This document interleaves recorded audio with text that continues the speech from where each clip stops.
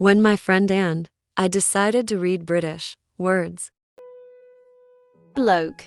It translates dot to guy, man. Strange man. Banger. It translates to sausage.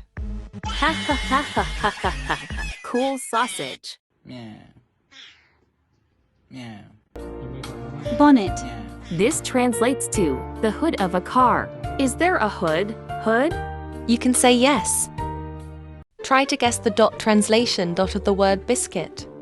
A soft bun for breakfast? No. Cookies. Try to guess the dot translation of the word pants. Maybe trousers? No. Pants. Do you know how dot rubber translates? How? No, it's too early to tell. So, the translation of the word rubber. Stand.